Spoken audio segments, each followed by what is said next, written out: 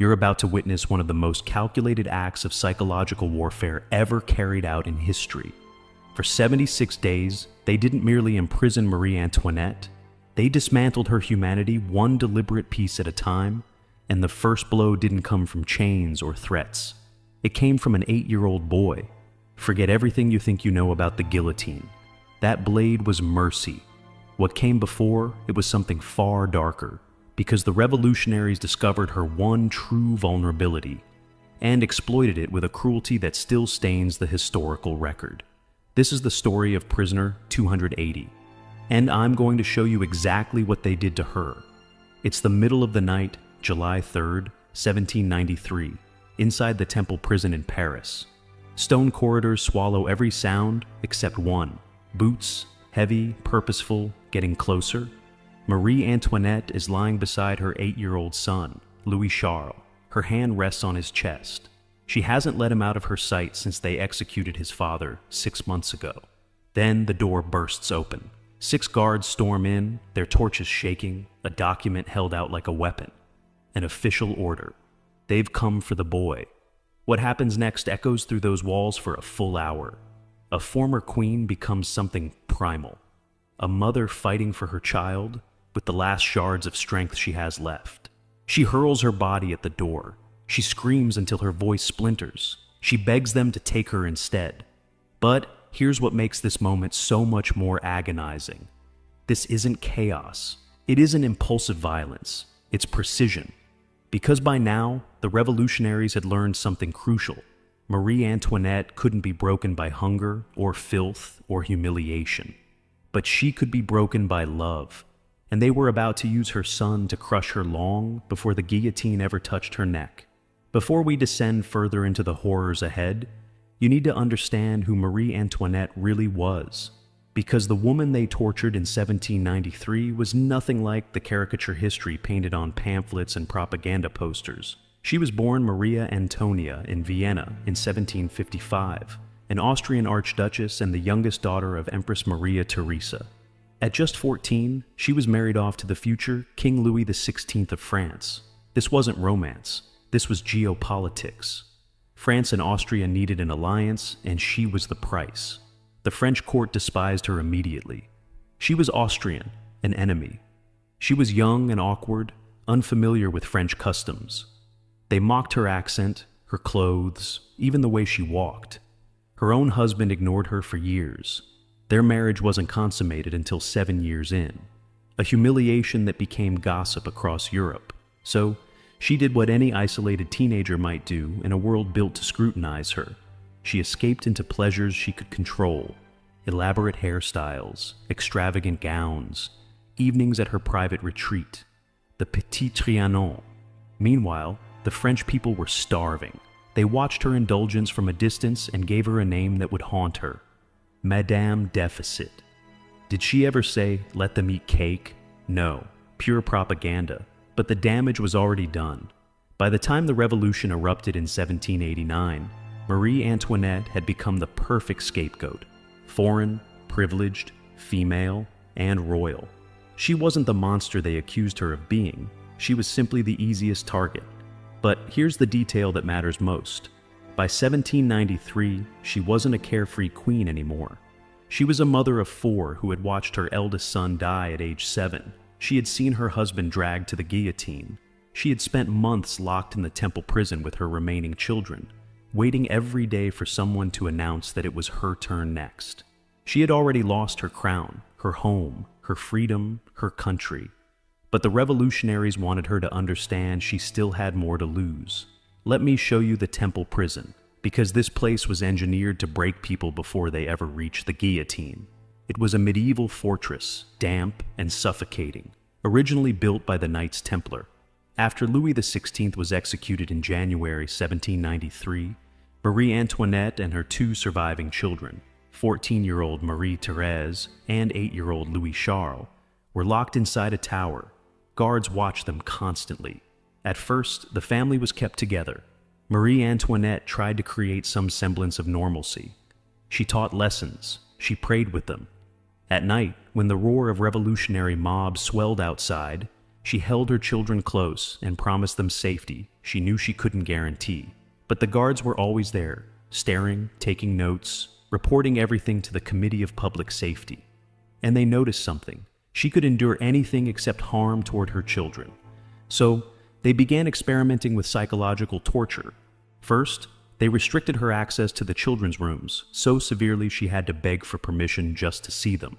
Then they installed additional guards inside their quarters, men who sat in chairs, silent and unblinking, watching every moment of affection, every tear, every whispered prayer. The children weren't allowed to speak German, their mother's native language. They had to use French, ensuring even their most private moments were controlled by the state. Marie Antoinette started to unravel. Her brown hair began turning white, a real medical condition later nicknamed Marie Antoinette syndrome. She grew thin. She developed hemorrhaging she desperately tried to hide from the guards. And yet, she endured it all because she still had her children. The revolutionaries realized they needed to take that from her, too. July 3rd, 1793. The night that would define the end of her life. Primary testimony from those present describes what happened with chilling precision. Around 10 p.m., Marie Antoinette had just settled Louis Charles into bed. Her daughter and sister-in-law were in nearby rooms. Then came the sound. Boots on the stairs.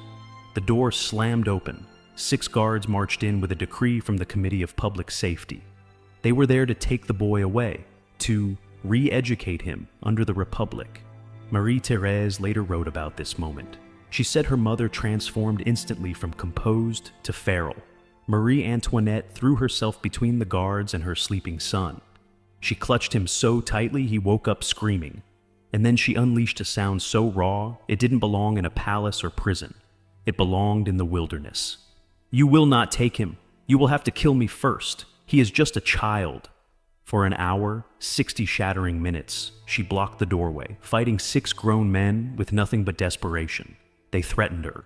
They threatened her son. They threatened her daughter. They warned her that if she didn't comply, they would use force and someone would be hurt. Still, she fought. Finally, her sister-in-law begged her to stop. The children were screaming. The guards were becoming violent. Marie Antoinette broke.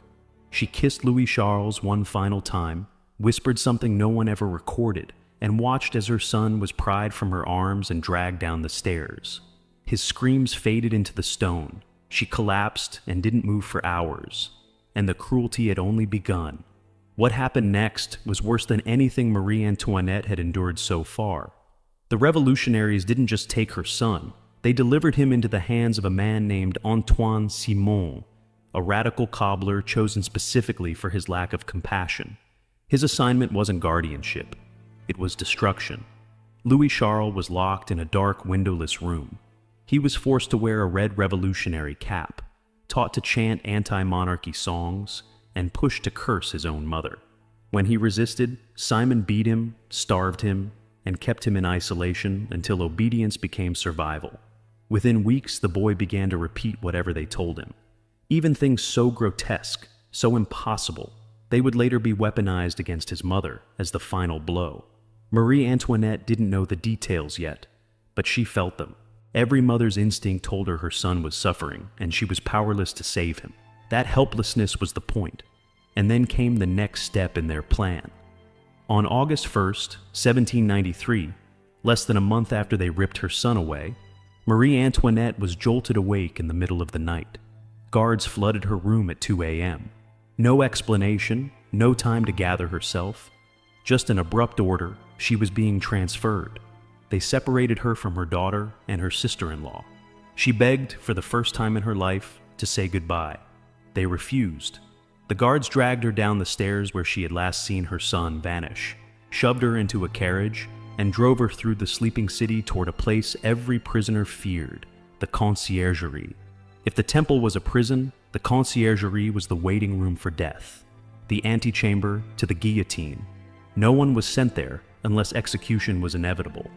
Her transfer wasn't just procedural, it was an omen.